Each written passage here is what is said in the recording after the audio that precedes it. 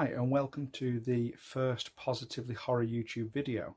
I've been thinking about doing some videos for a while now to try and go along with the page and the blog and everything else that I've been doing to share my love of the genre and positivity within the horror community. So here it is, my first attempt at a video.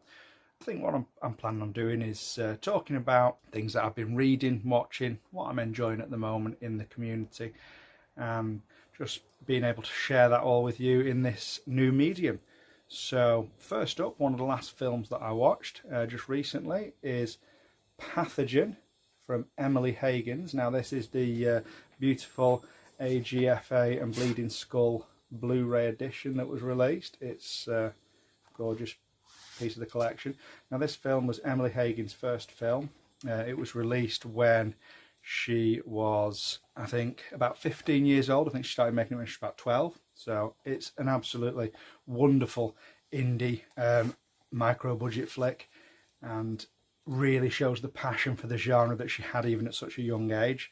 And I'm glad that I get to have that in my collection. So next up, a bit of news that I was actually reading about yesterday. It's just been announced that My Best Friend's Exorcism by Grady Hendrix, absolutely wonderful book that I've read a couple of times now, has been adapted for film that's going to be released on Prime Video on September 30th.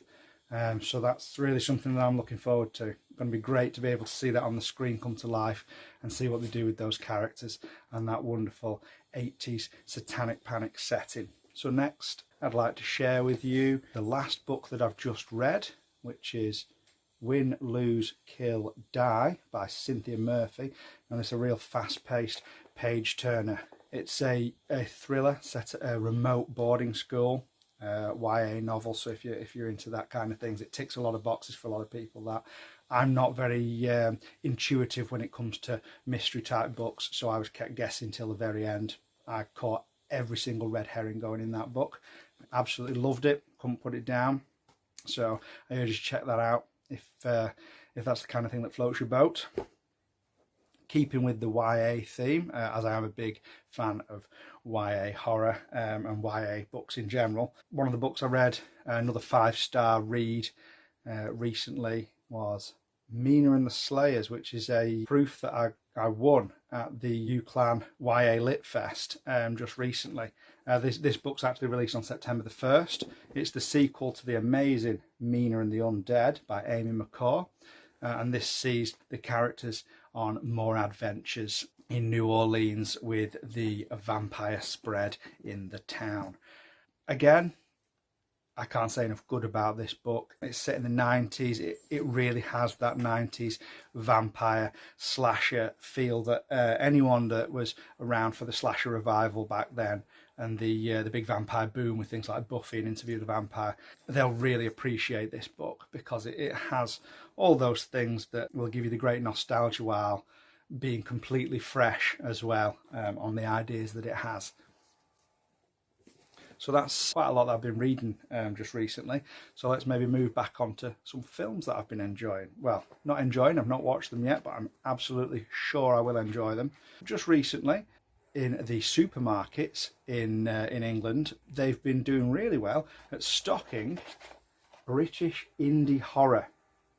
Now, I'm a big fan of British indie horror. My favourites are Myco Entertainment. Absolutely adore the work that they do.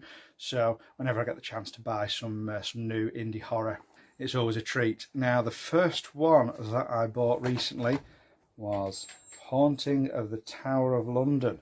Now, this one is a film by Charlie Steeds. I've only seen one of Charlie Steeds' films so far, which was amazing. Really enjoyed it. Starred Reece Connolly, which this one does as well. Big fan of Reece Connolly. So had to have that.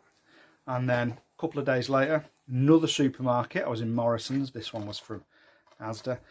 I picked these two up. Now, Werewolf Castle, once again, Charlie Steeds' film featuring Reece Connolly, so it was an absolute no-brainer. I had to pick that up. And then I saw this one on the shelf, A Haunting of Pendle Hill. Now, we have a lot of folklore and things in the northwest of England about Pendle Hill and the Pendle Witches and everything, so I was immediately intrigued by this. And it stars James Hamer Morton, and he is from Pandemonium, the Myco Entertainment film. which is an absolutely wonderful piece of horror comedy cinema.